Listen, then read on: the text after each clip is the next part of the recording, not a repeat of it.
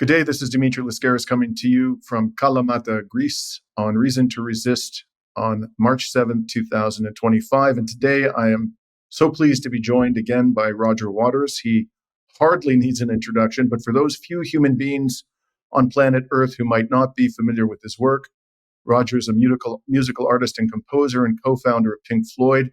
And for many years, he's been a passionate and most eloquent advocate for peace and human rights. And thank you so much for joining me today, brother. I'm happy to be here. Therefore small. And for those who don't know, that means my brother in Greek. Roger has many hidden talents. And in addition to those we know about, one of them is that he speaks Greek.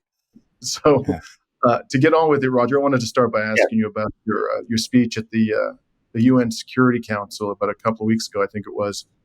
In your speech, which lasted about 12 minutes, you talked about the Ukraine war. And by the way, I'm going to leave a link to the entire speech in the description of this video.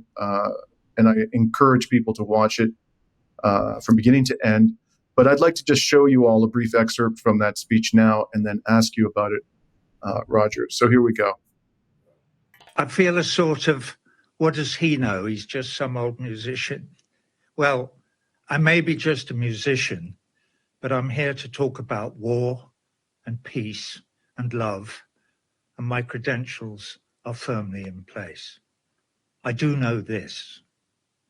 Hundreds of thousands of dead Ukrainian and Russian soldiers, and all their sons and daughters, and aunts and mothers and fathers and uncles and cousins and friends are in this room with us today. The dead soldiers haunt me. The surviving loved ones haunt me. I feel their pain. I feel their presence in this room, and it is haunting. My father was killed on the morning of the 18th of February 1944, defending the Anzio bridgehead in Italy from the Nazis. I was 5 months old that So, day. Roger, you then went on after a really personal moment about your own history and how it's affected your thinking, really, I think, to make 2 points. One was that the Ukraine war was, in fact, provoked. And the other one was that common sense and basic human decency dictates that we at least try to engage in diplomacy. Now, I checked the media to see what kind of a reaction your speech got. Perhaps not surprisingly, it seems to have been largely ignored by the corporate media, certainly not by the alternative media. But the Daily Mail, you did provoke them to put out an inflammatory article in which they said, amongst other things, complained bitterly about the fact that you were wearing a Palestine pin on your lapel as you gave this wonderful speech.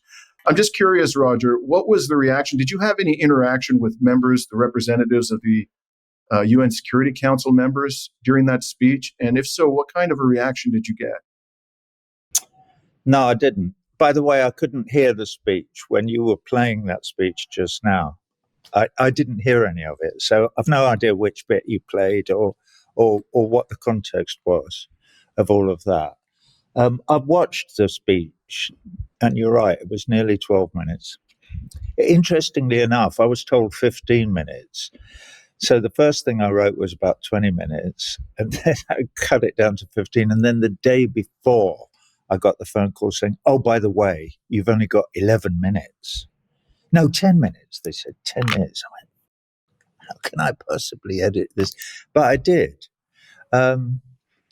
And there's not a lot. Of course, they ignored it. You know, of course, the mainstream media completely ignored it. They ignore everything that I do. The lobby makes absolutely certain that. And what's interesting about the Daily Mail and right is that the problem that they have is that if they want to attack me, they have to sort of mention what I've been doing. And they even have to mention some of the things that I may have said to the Security Council, because that's my second visit to the Security Council in 2 years, both on the subject of Ukraine.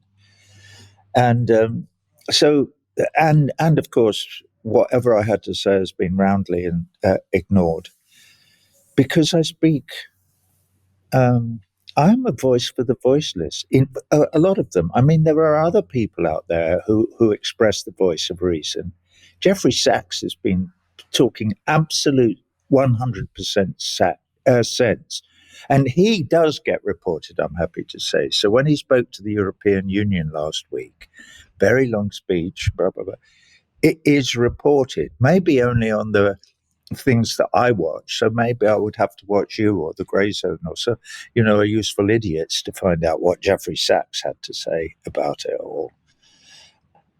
And the whole pond has been seriously muddied by the idiot Trump. I noticed that my friend Gilbert Doctorow, who broadcasts from Belgium, is very keen to suggest that Trump is actually a brilliant politician and that this is all very, very calculated, everything that's going on, for him to affect everything in all the ways that one would want things to be affected. And I don't know why Gilbert's doing this. I hope that Gilbert is doing this because he's very, very clever and that he's figured out that this is the right thing to do. Because Trump is a buffoon. He is a complete clown. We can all see. I know I'm rambling now, but I don't care. Well, actually, I wanted to go directly to the question of whether Trump can be believed. So before you continue, because I think this is really, I think, a critical question. And it's not just Gilbert Doctorow. Someone else who has been raving about Trump is Scott Ritter. And there are others in the alternative media. So I really want to get into this and break down what is actually going on and get your views on it. But before I do that, I want to just go back to you were, in fact, in the UN before. And when I was looking for the corporate media's reaction to this speech, I found a whole bunch of articles about your first speech. And the thing that they highlighted repeatedly, which I think is really bears repeating, is that you were invited, as I understand it, to speak by Russia, but that in your speech you said you believe that the invasion of Ukraine was illegal. Is that correct, Roger? Yeah. Yeah. It was. So it is illegal. You only have to read articles of the United Nations, upon which international law is based. And we know that the United States, among others, couldn't give two figs for international law. This is what's interesting at the moment, in my view, is that, and this is one of the things that I say, is that the mask is off now. So, here, to go back to my UN speech, the original 20-minute long version of it, I went, blah, blah, blah, thank you for having me back, and, and da, da, da, da. But now there is a digression that I have to make. And then I talked about Palestine for 10 minutes before I went back to what they wanted me to talk about, which was the whole Ukrainian thing. And I did at a certain point, a few days before I was due to make it, I spoke to Dimitri Polyansky, who's the second in command of the diplomatic mission of the Russian Federation at the UN. And I went, listen, I just want to, can I do this or not? He said, you can do it, but it would be a terrible mistake because you will immediately be shot down for veering away from the subject of this meeting of the Security Council. Okay. And basically the reason for having the meeting was because it's the 10th anniversary of the signing of the Minsk Accords in 2015, February 2015. So don't do it. So I sort of went, well, I didn't go. I've still got the digression. I might share some of it with you here today because I would need to just pull it up on my laptop, which might take me a minute.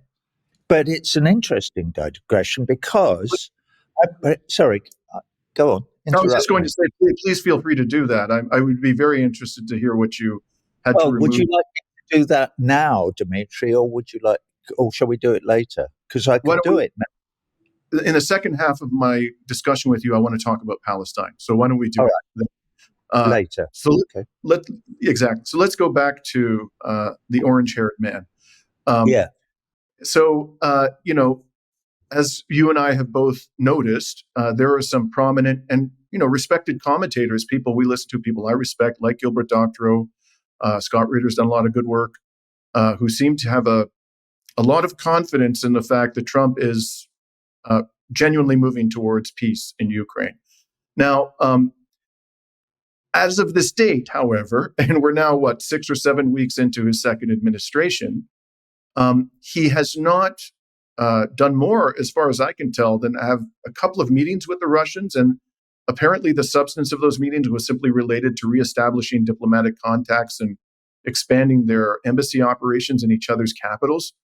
There is no plan, as far as we know, no actual concrete plan put on the table by the Trump administration to bring this war to an end. So I cut you off earlier. You were expressing some skepticism about this.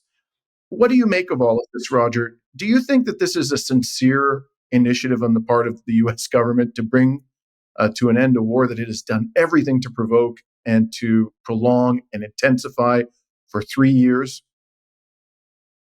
No. What we're seeing is the shallow carrot top doing what he does, which is pretending that he's a business. This is a failed landlord.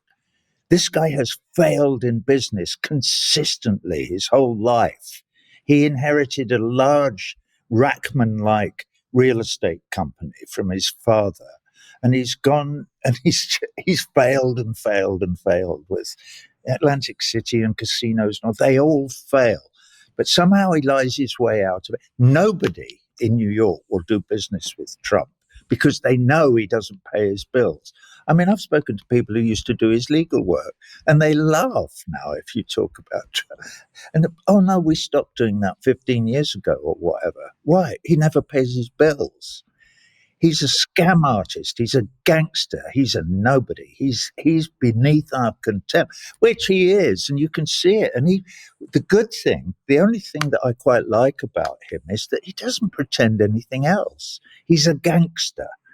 Okay, and he's a pro-billionaire gangster. That's why at his inauguration he had Jeff Bezos and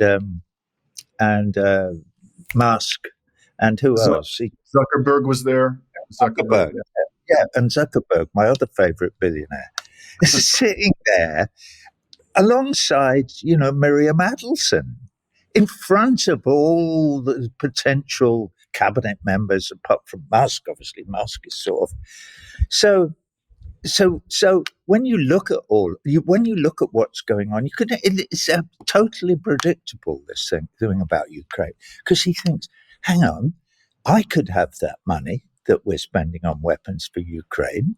I want that in my pocket. I want to share that with Melania and Trump Jr. and the youngest one who's been groomed for presidency, as far as I can say. I've forgotten his name. He's tall, but he's the little Trump. So is it a surprise? No, it's not that he's somehow tried to move it around to, I know, maybe Ukraine has got bits that we need to build iPhones or whatever it might be, precious minerals of something. I'll do a great deal where I'll force them to give me all of that stuff. And I'll pretend something or other to Volodymyr Zelensky. Well, we also saw what happened in the Oval Office the other day, which was hysterically funny. But wow, the future of the planet is in the hands of these cretins, and people are taking Rubio seriously. What? Cross on his forehead. Cross on his foot. I mean, insane. A charcoal cross on it.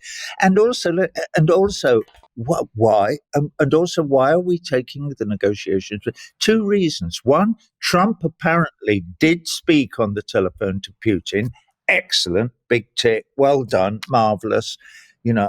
In my digression, which we may come to later, I speak about the fact that we all got out the Cuban Missile Crisis because Nikita Khrushchev actually spoke to John F. Kennedy, and they actually had a conversation. And Khrushchev took the missiles out of Cuba, and Kennedy took the missiles out of Turkey, and they went, job done, now we can live in peace for the next, however long it was, up until whenever the next conflagration happens. So, hang on. Where were we?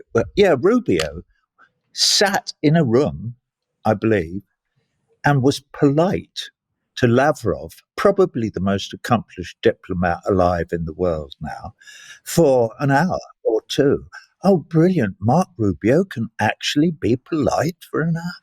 Brilliant. Okay, now let's see what happens when they get down round a table and are actually negotiating the end of the Ukrainian war. And they're very honest about this as well. It has F all to do with Volodymyr Zelensky or the people of Ukraine, but none of it's had anything to do with any of that.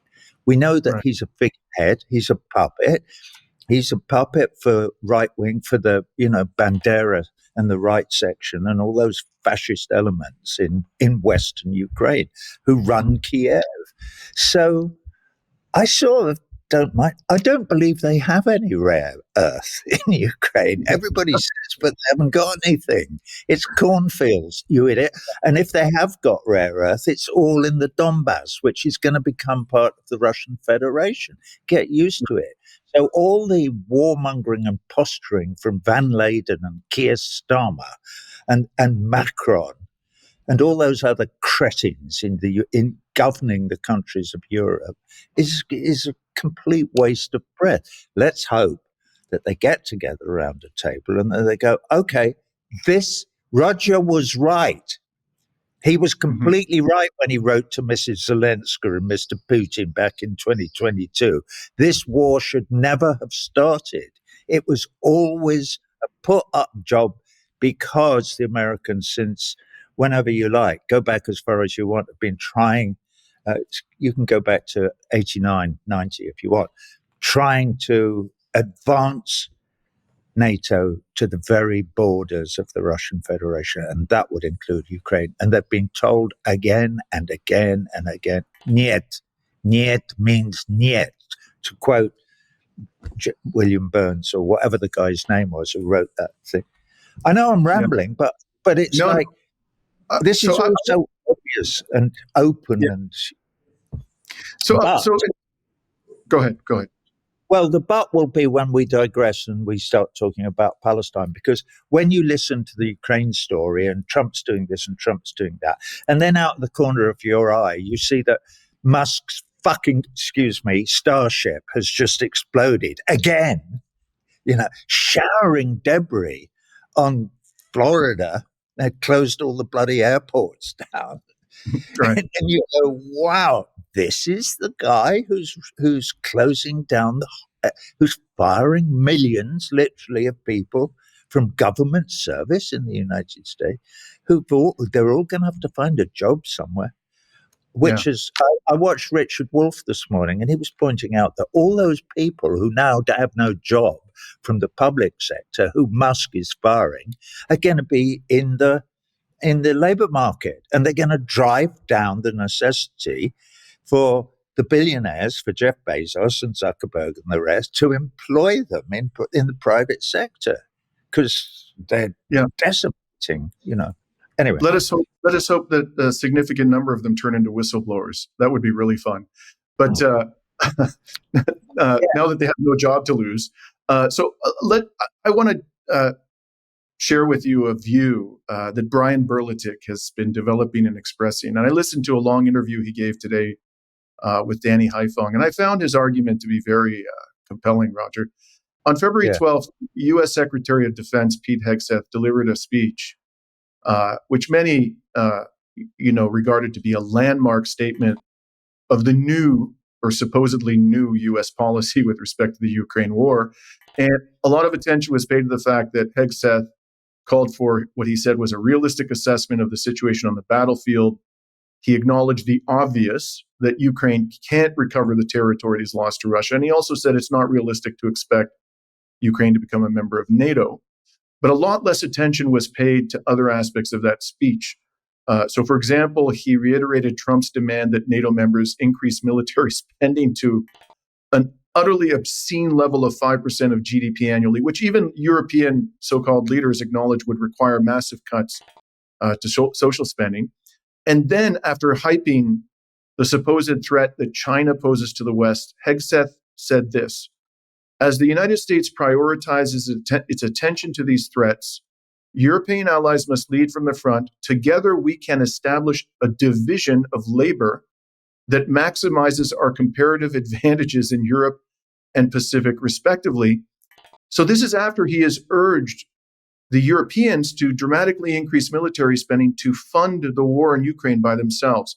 So Berlitik's take on all of this is that the Trump administration is just pretending to be the adult in the room because this war is lost, but they have no interest in actually ending it. They just want to reorient their military assets to China. And they're telling using the phrase division of labor, they're telling the European vassals, you pay for the funding of the war, but we'll, now be primarily focused upon this fictional China threat. So, Roger, is it possible that we're all being taken for a ride and that we're all chumps and suckers to believe that this is anything other than a redistribution of the burden for funding the war from the United States to Europe? I mean, I think that's a pretty compelling interpretation of what's going on. What do you think? Well, yeah, of course we're being taken for a ride. Interestingly enough, I've been receiving emails from the Russian embassy in Washington asking me to speak at another anniversary, which is the anniversary of Yalta. And I went, wow, how interesting. Very polite letter, And I went, hang on a minute, Yalta's as I recall, Yalta is in Crimea, isn't it? It is. Yeah, it is. Yeah, I checked. So later on this month, I probably will speak, but like this, except I will probably put on a jacket and a tie because I think they're being a bit sort of posh about it, and I'm happy to do that. But I'm not sure they want to hear what I have to say because, as I recall, Yalta was a meeting between Uncle Joseph Stalin and FDR Roosevelt and Winston Churchill. Well, two of those people are absolute monsters. I don't want to defame Roosevelt. I'm sure, he was a politician and blah, blah, blah. But at least Eleanor helped us to write the Universal Declaration. His wife helped us to write the Universal Declaration of Human Rights in Paris, 1948. A few years later, Yalta was 1945. So what I'm going to say, I have no idea. But the reason I'm bringing this up now is, they're still trying to just divvy up the world. So Yalta was all about saying, here we are. It looks, thank you to the Russian people, by the way, as if we are going to win the war because you've now defeated the Wehrmacht, which was the bit of a sticking point for the rest of us. So thank you very much for that. We're going to win the war. How should we divvy the world up? And they figured it out. And don't forget, one of the people sitting at the table smoking his cigar was the guy who, when they killed 30 million Indians in Bengal from a famine that we caused and were asked to maybe try and help with and so that fewer people died, Churchill went, no, there are filthy people with a beastly religion or something. Mm-hmm. Mm-hmm. That's who Churchill was, and he was that all his life, and he never made any bones about it. He never pretended to give a fig for international law or human rights or freedom of speech or democracy or any of it. He believed absolutely in imperialism, and so do this lot. They completely believe it, and all they're interested in is staying as the empire and raping and pillaging the rest of the world. And that's what Trump is about, and that's all he will ever be about. But it goes domestically for him as well. He wants to rape and pillage the United States of America as well. And he wants to put as much as he can into his and Donald Jr.'s and the other ones and Melania's purse so that they can go on living like a king. He wants to be king. He said so. He said so, and he may well achieve that. By the way, they're steaming it. They now own the Supreme Court as well as owning Congress, partially. I mean, the Supreme Court and Congress are owned by the Israeli lobby, but also by the oligarchs. The oligarchs and the Israeli lobby between them own Congress, they own the White House, and they own the Supreme Court. So, one of the great ironies is that they called Zelensky Churchillian ignoring the fact that the man was a frothing at the mouth racist. So in a sense, it was a much more, given how Zelensky has treated Ukrainians who are Russian speakers, there's more similarity there than might meet the eye. But, the other thing I want to say about this whole, concept of dividing the spoils, something that's very personal to me, is the country where I'm currently situated and where you've spent significant time in your life, Greece. It was basically as part of a deal between Stalin and Churchill. It was assigned to the British sphere of influence following the expulsion of the Nazis, primarily by communist partisans in Greece, at great sacrifice. And then Churchill proceeded to provoke a civil war. And that civil war caused my parents, who were born 45 minutes from here in the 1930s, during the height of the Great Depression, to leave and to go to Canada, something that I've never quite forgiven them for. That's another story. In any event, this is a place, this part of the world, it's a very relevant story. Coming back to the fact that I've now been invited to speak at a conference about Yalta, though I have to say that the only reason I've considered it is because they're talking about looking forward. What can any of us do to help to encourage a world where all of this stuff is thrown into the bin of history where it belongs, i.e. European settler colonialism and imperialism. It has to be shoveled into the bin if this planet is to survive. This isn't just to say because I want poor people to be happy too, which I do, but it's to say that we are destroying the planet that we live on. However much they lie about it and say we're not, we are. Capitalism is destroying the planet. So we need to take the Yalta conference seriously, and I will try and write. I don't know how long I will be given, but I will try and write something coherent about that. And I'm sorry that Winston Churchill drove your forebears out of Greece. Yeah, so am I. And the greatest tragedy of all of that is that we'll never know, not in my lifetime at any rate, what a true left-wing government in Greece might have accomplished in the aftermath of the Second World War.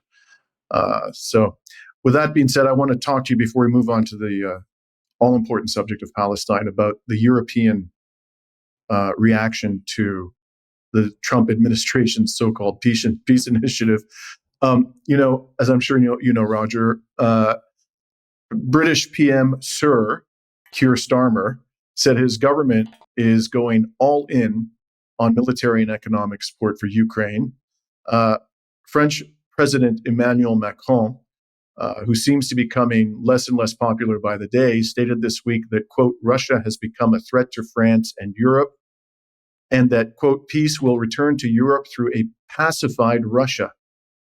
On top of this, EU Commissioner Kaiser von der Leyen announced that the EU plans to mobilize a massive 800 billion euros to enhance its military capabilities, which is about twice as much as the annual military spending of Russia and China combined. So, Roger, I know you're not a mind reader. I'm not a mind reader, but I'm really interested in your take on all of this.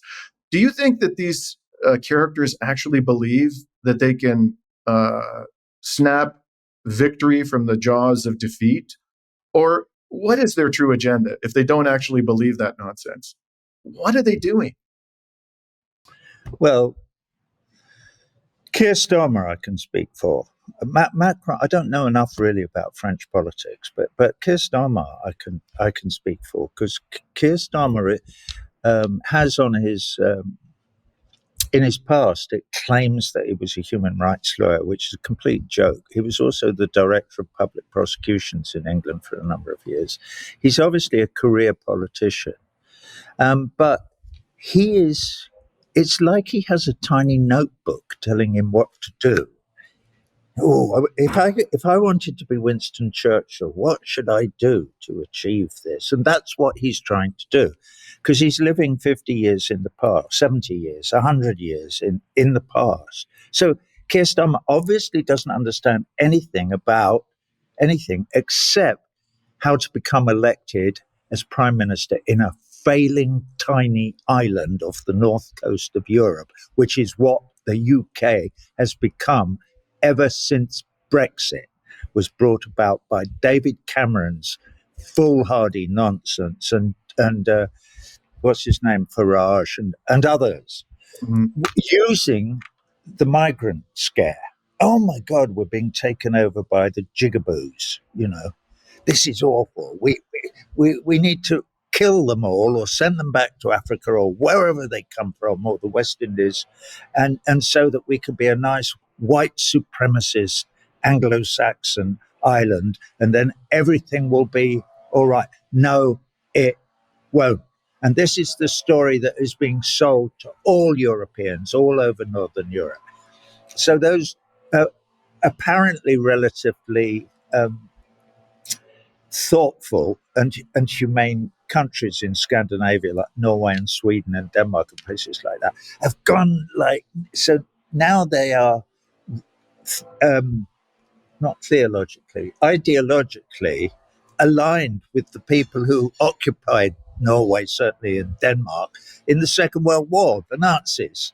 So what they're saying is the only way out of our mess in Europe is not to understand the fact that we're no longer the empire that rules the world, but to say there were indications from the Dutch and from the English with the National Health Service after the Second World War, who went, hey, maybe if we spread the cake a bit more evenly among our people, maybe we can create societies where we can cooperate one with another and encourage education and universities and human rights and democracy, okay, and all those wonderful liberal ideas, and move forward into a future where we cooperate one with another. But we lost that battle. In England, we lost that battle with Margaret Thatcher and Tony Blair, with Margaret Thatcher deciding, no, I want to be Churchill, and warmongering away, particularly in the Falkland Islands. And Tony Blair, who went, oh, fuck all this. I'm just going to attach myself to George Bush the second or third or whatever he was when he invades Iraq. We'll carry the Union Jack into Iraq and we'll show those bloody wogs over there who's what and what. And there, obviously it was insane. And we know it was, but Keir Starmer he's just the logical kind of result of all of that. And when somebody appeared in English politics who actually cared, for instance, about human rights and democracy and stuff like that, Jeremy Corbyn I'm talking about, and actually became the leader of a genuine opposition to the Tories, the Israeli largest political party in Europe at the time. He turned the Labour Party, as I understand it, the largest political party in Europe. Well, there you go. And so the Israeli lobby decided to get rid of him, and they did. So I feel faintly honoured to be treated exactly like Jeremy Corbyn. They're trying to get rid of me. They've been trying to get rid of me for the last 20 years, and they have failed so far. Mind you, in a way, they've failed to get rid of Corbyn because he stood as an independent and he is a member of Parliament. And bless him, he's standing up almost every day and speaking sense in Parliament. And you never know. It might be that one day the people of England or the United Kingdom will wake up and realize what an opportunity they, particularly the working classes, lost in 2019 when they allowed the Israeli lobby to throw Jeremy Corbyn into the dustbin, which is what they tried to do, and to a large extent succeeded. And it wasn't just the Israeli lobby, it was the establishment, it was the army and the ruling class, the people who went to Eton in England still hold an absurd amount of power in political circles and so on. Right. So since we're on the subject of the cesspool of British politics, I have to ask you this question. So, Elon Musk, who is, he's essentially part of the Trump administration. He's not simply a private citizen. He is that, but even though he doesn't have an official cabinet position, he didn't have to be confirmed by the Senate. He's part of the Trump administration and he's acting like it. He called recently, I understand, for Nigel Farage to be replaced by this odious character, Tommy Robinson, putting aside the fact that this is a far more brazen interference in the politics of a supposedly sovereign state than anything that Russia or China ever did to a Western country. Could you tell us, what do you know about this odious character, Tommy Robinson? What should people outside of Britain know about him? Well, very little. I haven't lived in England for the last 25 years, but I know he's a Nazi. He's a neo-Nazi. He would have been, when I was a young man, he would have been a member of what was called the League of Empire Loyalists, which is interesting. That was what they called themselves back in the day. So, and they were the supporters of Oswald Mosley, who famously in 1938 or 39, whenever it was, the Battle of Cable Street. So it was the working classes in London fighting against Mosley's fascists, who were about to, become the leading lights in the vassal state that the United Kingdom would have become had the Third Reich won the Second World War. My mother once said to me, this is in a film I made once, right? Tick, tick, tick, typewriter. I remember my mother saying to me once, of course, darling, if the Germans had won the war, they would have killed me because I'm a communist. But you were a tiny baby. They would have probably kept you alive and brought you up as a good little Nazi. Oh my God. When she said that to me, it scared the shit out of me. You know why? Because she's right. If you get a kid young enough, like every child born in Israel practically, you can teach them anything. So you can, and they will believe it. And they grow up believing that, oh, sorry, we're leaving Palestine to another bit of the program. I'll shut up. But let's go. Let's turn to Palestine, because I just can't stand the discourse coming from this Trump administration anymore. I've reached the limit of my patience. So, he as we've reported on this program repeatedly, as many people know, Trump called for Gaza to be cleaned out. That's the phrase he used, by removing the indigenous Palestinian population to some other country. And so far, no country has stepped forward mercifully. And he coupled this proposal with numerous menacing warnings to not just the resistance groups in Gaza, but to the people of Gaza. And his most recent tirade came a couple of days ago, March 5th, when he posted the following comment, or someone posted the following comment to his social media account. And I'm quoting, "Shalom Hamas means hello and goodbye. You can choose. Release all of the hostages now, not later, and immediately return all of the dead bodies of the people you murdered, or it is over for you," with over in caps. And he goes on and says, "Only sick and twisted people keep bodies, and you are sick and twisted. I am sending Israel everything it needs to finish the job. Not a single Hamas member will be safe if you don't do as I say. I've just met with your former hostages whose lives you have destroyed. This is your last warning. For the leadership, now is the time to leave Gaza while you still have a chance." And here's the key sentence in my view, Roger. "Also, to the people of Gaza, a beautiful future awaits, but not if you hold hostages. If you do, you are dead. Make a smart decision, release the hostages now." So he's clearly aiming an existential threat at the entire population of Gaza, on the assumption that children, women, disabled people who have nothing to do with Hamas somehow control what Hamas does with those prisoners of war, not hostages. The ones who are left are military, they are prisoners of war. Now, I don't know, maybe my question answers itself, Roger, but this nonsense, just by virtue of that alone, even if you ignored everything else that Donald Trump has ever said or done, there is nobody on God's green earth with an ounce of objectivity and rationality would believe his claim to be a peacemaker if he makes a statement like that.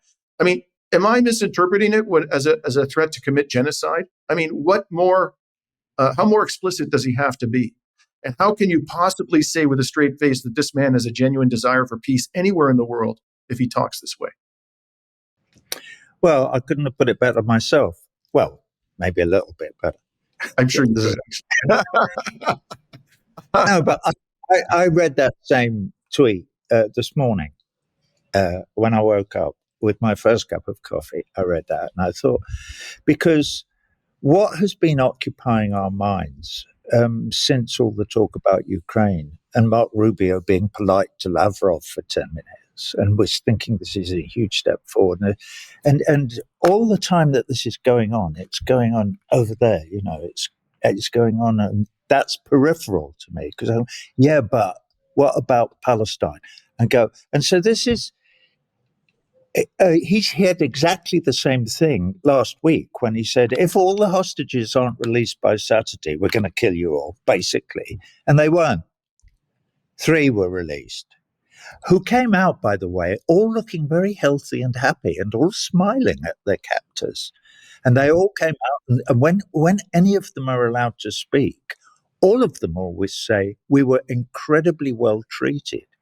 You know, the people living in the tunnels being bombed day and night for a year and a half to however long it is, they don't have a lot to eat. It's very, very difficult. But what they have, they shared with us. Mouthful for mouthful, they shared with us. They looked after us. And also, the women coming out said they have enormous respect for women. Oh, so all the rape allegations from October that we all know were nonsense, because there is enough evidence now to know that that was all lies made up by the lunatics in Zaka, the pretend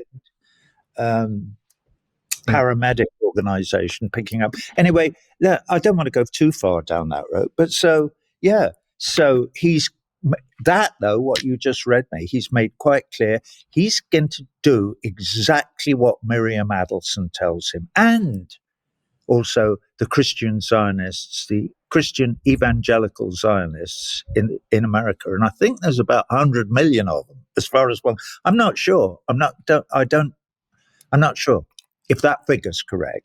But they're going to say no. It's like sending Mike Huckabee, that cretin. Good Lord. You can't call it the West Bank. You can't use the word occupation. It's Judea and Samaria. It's part of the prophecy from the Old Testament. Okay? We have to agree to the prophecy from the Old Testament that this is where the Israelis have to go. It is their promised land. Why do they have to go there, Mike? Well, because then we can have the end of times and Armageddon.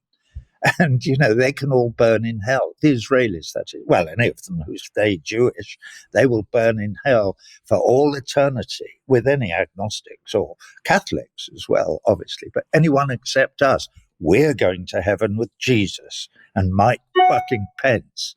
Okay, so it's all right. But that's what this is about. Mike Huckabee believes this arrant nonsense.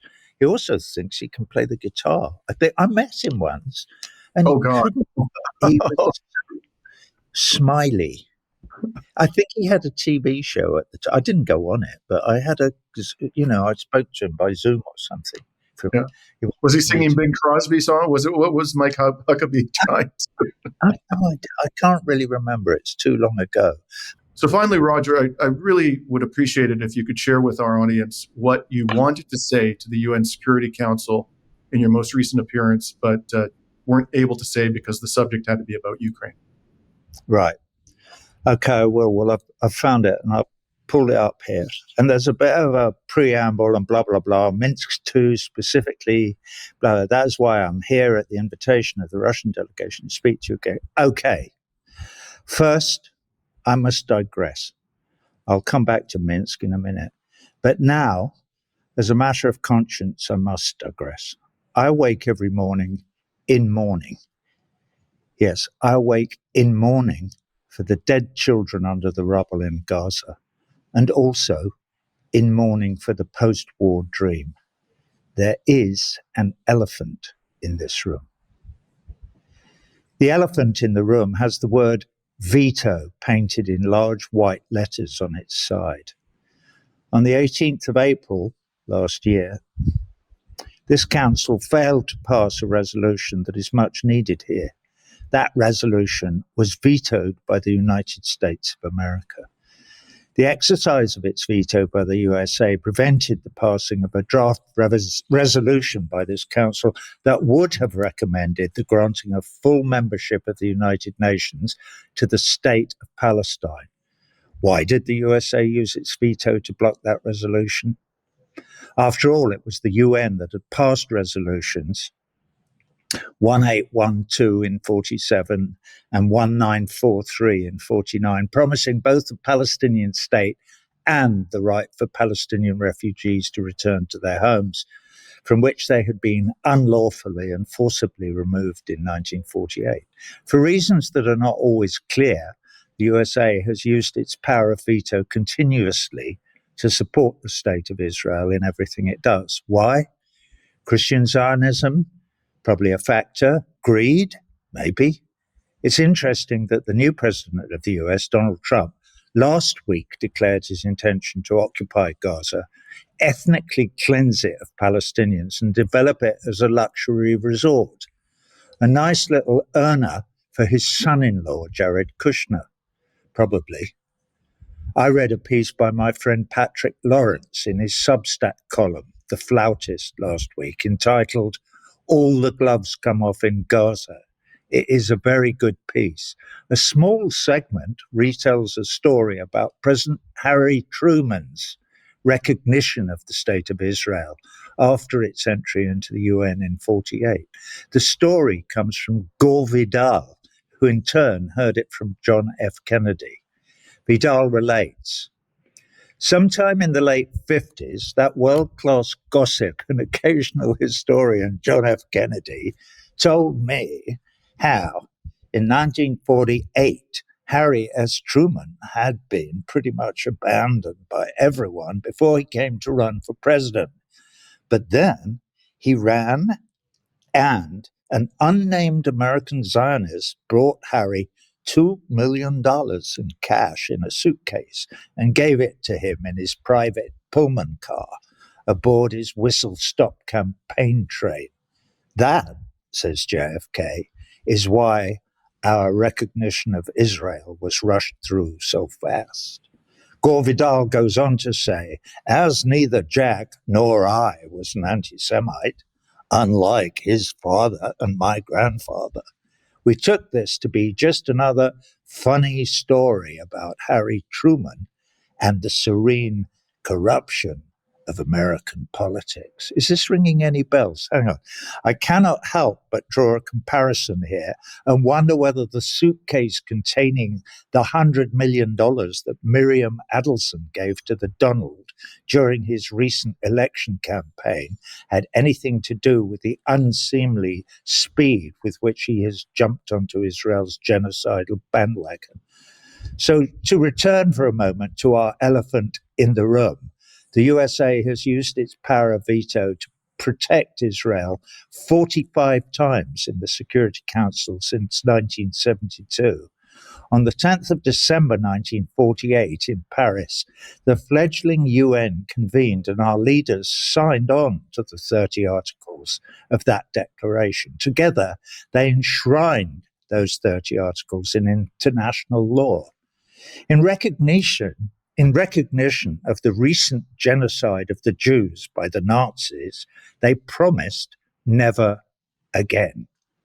But as they made that promise, some of them didn't mean it. Some of them had their fingers crossed behind their backs when they signed that document. Some of them said they believed in universal human rights for everyone, but they didn't. Some of them only believed in human rights for a chosen few. The few they chose, for a chosen few, the few they chose. Some of them never meant that declaration to include all of us. In 1945, Stalin and Roosevelt and Churchill had met at Yalta. They divided up the cake, and then in 1948 added Universal Declaration of Human Rights. It was all part of a post-war celebration, a sort of masked ball to celebrate the dividing up of the spoils of war. After that war, at least in the West, we, governments and people alike, dutifully wore our party masks. We declared our attachment to a number of sacred cows. We declared, hand on heart, that we cared about human rights, freedom, democracy, the rule of law. We believe these truths to be self-evident, that all men are created equal, etc., etc., etc. To quote Martin Luther King, we had a dream. Like many, I still hold on to the dream.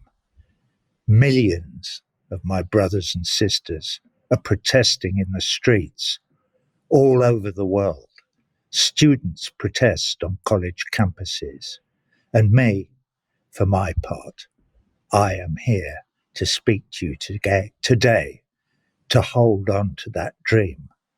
But our political leaders, no, shakes head, no. For them, the egalitarian dream of equal rights for all our brothers and sisters all over the world, irrespective of their ethnicity or religion or nationality, is over. Some of our leaders harbour a different dream. They dream of a return to the rule of empire, unfettered by the rule of law. The party is over. The masks are off, discarded in the cold dawn light, floating in gutters overflowing with the blood of countless victims of Western hegemony. Turn around, Mr. Elephant. What's written on your other side? Aha, of course, Palestine. Veto and Palestine.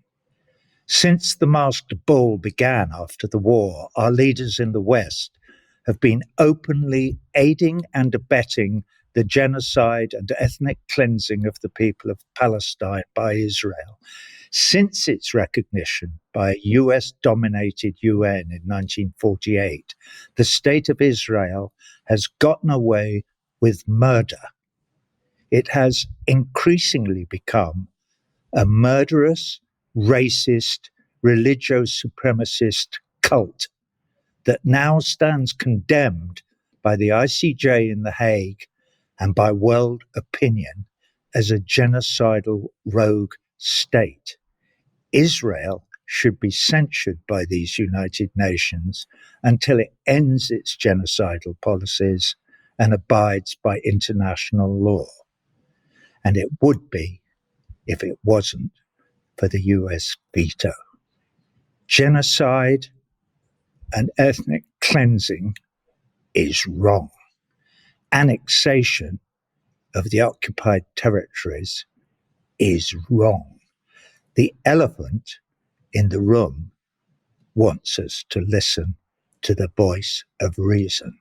The voice of reason is telling us in the kind of measured tones that are appropriate to this institution that we, the peoples of these United Nations, need reform of the rules of this House so that it may circumvent the US veto and welcome the state of Palestine to our number without further delay. That was my digression. So you can see why I had to get rid of it. Yeah, I wish you had been given the opportunity to say that, and I feel privileged that we had an opportunity to give you. Trust me. Hey, Dimitri, trust me, mate.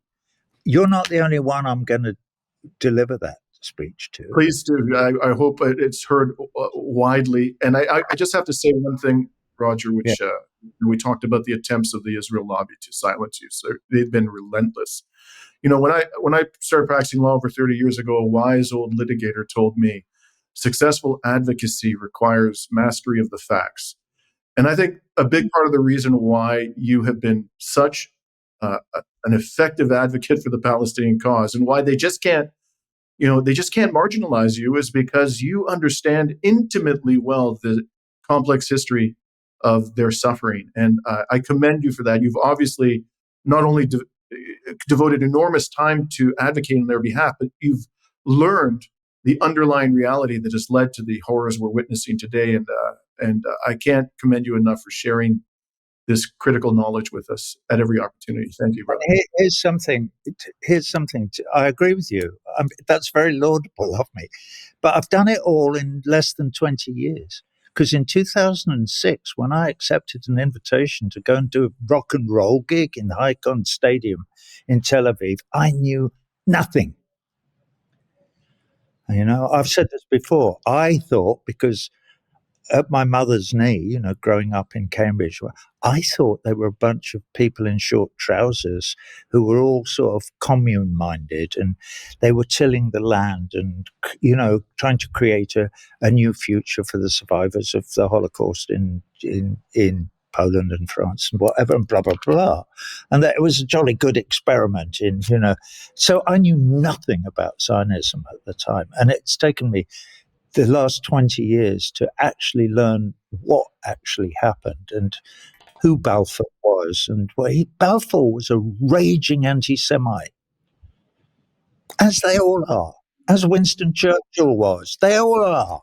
In 2006, Roger, I too knew nothing. And in that year, my eyes were opened by reading Manufacturing Consent. One of the greatest Jewish intellectuals of our time awakened me to the reality of what was being done to Palestinians, and I've never looked back since then. So Right.